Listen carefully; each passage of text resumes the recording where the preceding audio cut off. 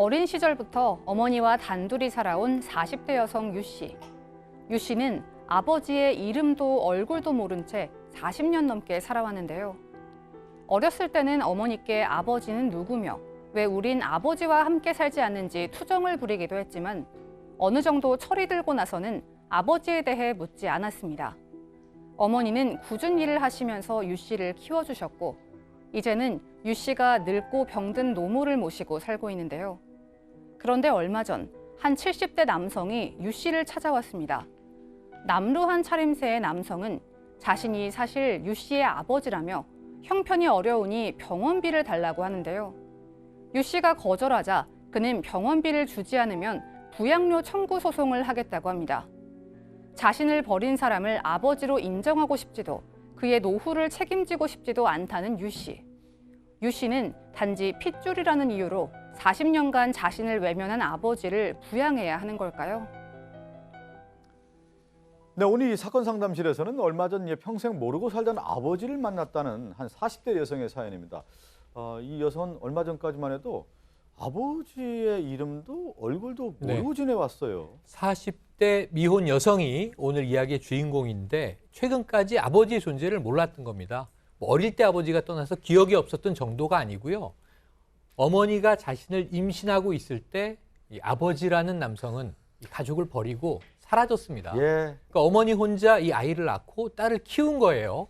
이 배운 게 없어서 정말 고생 많이 하셨다고 합니다. 채소 장사, 행상, 파출부 이런 일을 하면서 이 딸을 키워냈고 지금도 70대 노모와 이 40대 미혼 여성은 함께 살고 있는데 이 여성이 가슴 아픈 건 그거예요. 어릴 때는 엄마에게 계속 투정을 했다는 거예요. 우리는 왜 아빠가 없어?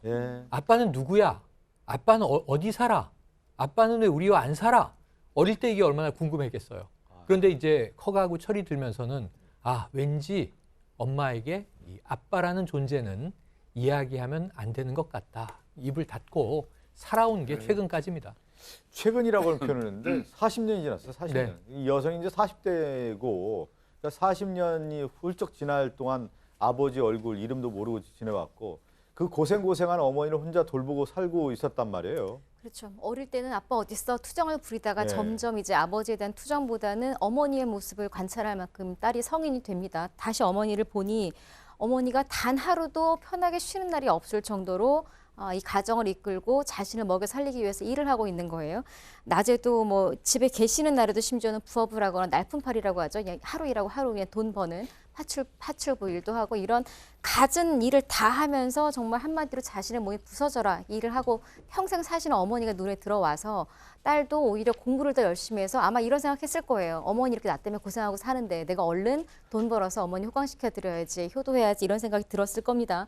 그리고 실제로 딸은 열심히 공부를 해서 굉장히 괜찮은 직장에 들어가서 인정도 받고 연봉도 꽤 높은 연봉을 받는 아주 안정적인 직장까지 가졌는데 그 사이 어머니는 여기저기 골병이 들어서 뭐 어깨, 허리 뭐 안 아픈 곳이 없고 수차례 수술을 할 정도로 큰 병도 함께 앓으셨습니다.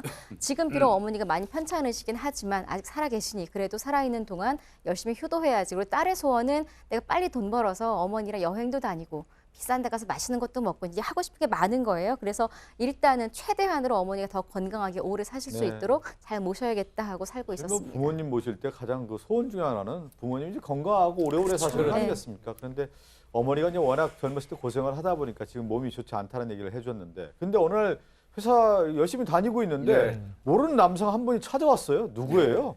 아버지입니다. 이거 화가 나는데요. 이런 사람이 과연 아버지 자격이 있는지 이게 남자인지 이런 생각이 드는데 이런 일이 있었습니다. 어느 날 회사로 남루한 차림새의 한 70대 남성이 찾아왔어요. 그러더니 다짜고짜 내가 네 아버지야 얘기하는 거예요. 황당했겠죠. 그런데 이 사람이 정작 찾아온 이유는 다른 게 아니고요. 내가 지금 심장병을 좀 앓고 있는데 병이 악화가 돼가지고 병원에 입원을 해야 될 입장이다. 근데 내 병원비가 없다. 네가 좀 병원비 좀 달라 이렇게 얘기를 한 거예요. 그러니까 딸의 입장에서는 정말 황당하지 않겠습니까? 이런 지하에 거절을 했겠죠. 가족관계 등록부에 등재도 안 돼 있고 나는 그동안 우리를 외면하고 모르는 척하던 사람이 뜬금없이 40년이 넘은 세월이 지나서 찾아오니까 마치 농락당하는 느낌이 들었다는 거예요. 그랬더니 이 남성이 말하는 게 더 웃깁니다. 미안한 줄 아는 모양입니다. 나 너한테 미안하긴 한데 나 지금 형편이 좀 어렵거든.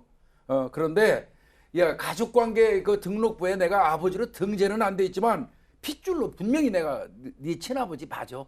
따라서 너는 나를 부양할 의무가 있어 법적으로. 예, 예. 그래서 지금 네가 나 병원비를 안 주면 나는 부양료 청구 소송할 거야.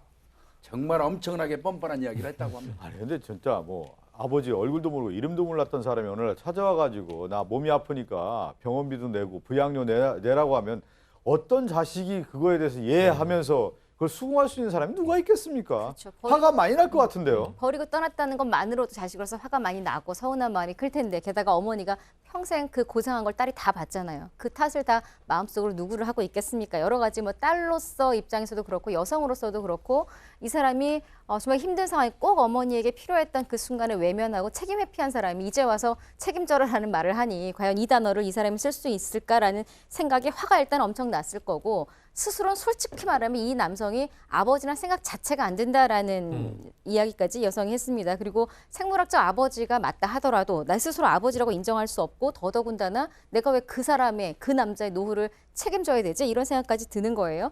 또 하나 두 번째로 이 여성이 상처를 받은 건 가만히 보니 이 남성이 찾아왔다라는 건 자신의 존재를 알고 있었을 뿐 아니라 어디 사는지도 알고 있었다라는 건데 그럼 어디 사는지까지 아는 사람이 지금까지 이렇게 우리가 힘들게 살 동안 한 번도 안 왔다라는 거야에 두 번째 또 큰 상처를 받게 되고요. 그래서 예.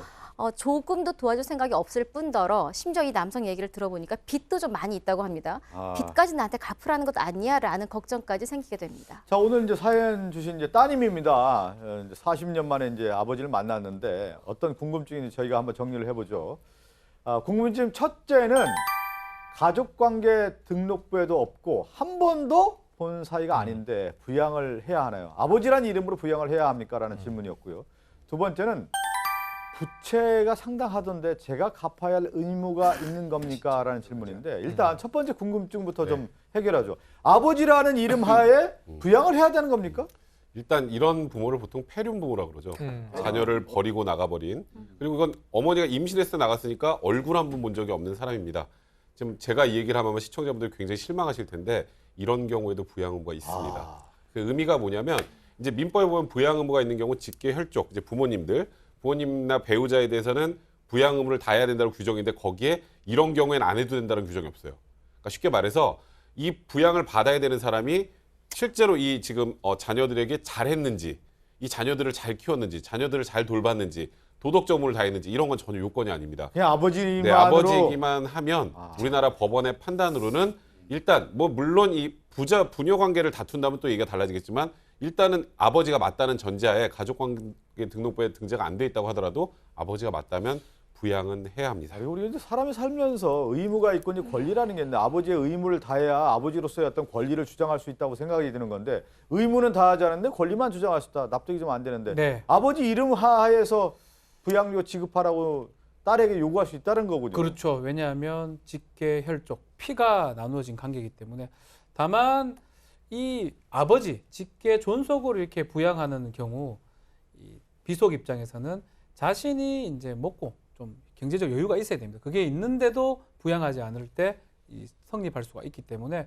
지금 만약에 네. 친자 관계가 확인이 된다 그러면 부양료 청구 소송은 가능할 것 같은데 문제는 이 딸 유 씨의 형편도 볼 거고요. 또 재판부도 사실은 그런 것들 봅니다. 정말 아버지 역할을 했는지 안 했는지 법적으로는 이제 그 줘야 된다고 하지만 금액을 산정할 때는 제가 봤을 때는 최저 금액으로 산정될 가능성이 있지 그렇겠네요. 않을까 이렇게 보입니다. 핏줄만 인정된다고 하면 이제 부양료 지급을 해야 된다는 건데 그런데 이제 두 번째 궁금증 중에 하나는 뭐냐면 아버지가 빚도 상당한 것 같다. 그러면 그 빚을 딸인 자기 자신이 좀 어느 정도 떠안는 거 아니다라고 하는 걱정이거든요. 일단 부양은 핏줄이니까 어쩔 수 없이 해야 돼요. 근데 예. 조금 전에 박준 변호사 말씀하셨던 것처럼 재판부도 융통성을 좀 발휘해서 이런 부모에게는 부양료 지급을 하라고 판단을 하되 아주 낮은 수준 판단하는데 이 빚은 좀 얘기가 다릅니다. 빚은 핏줄 따라가지 않습니다. 그래서 지금 아버지가 살아있는 상황에서는 전혀 빚 걱정은 안 해도 되고 일단 두 번째 문제가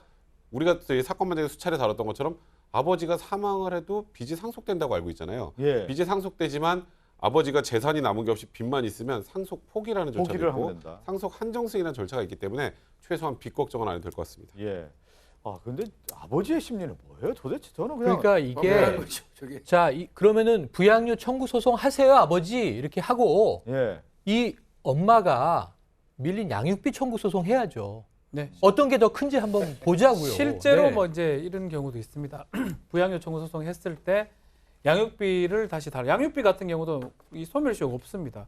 지금 청구할 때부터 10년으로 뒤로 거슬러 갈 수도 있기 때문에 그런 얘기를 만약에 반소 제기를 한다 그러면 또 줄어들 수가 있거든요. 근데 예. 그런 것들도 재판부에서 뭐 고려를 할 수도 있다 생각이 드네요. 근데 저는 이제 걱정되는 것 중에 하나가 이제 70대 어머니가 그래도 이 40년 만에 찾아온 그 남편 아니겠습니까? 거기에 대해서 또 어떻게 대응할지도 좀 걱정되고 딸 입장에서는 정말 아버지가 얼마나 미웠겠어요. 네. 그럼 오죽하면 또 찾아왔겠냐라고 또 어머니가 또 그런 생각할까 걱정도 되네요, 정말. 예. 참 이 사연을 듣다 보니까 이런 아버지가 있지만 또 핏줄이라는 이름 하에서는 부양료를 지급해야 된다는 얘기입니다. 함께 사는 세상으로 가죠.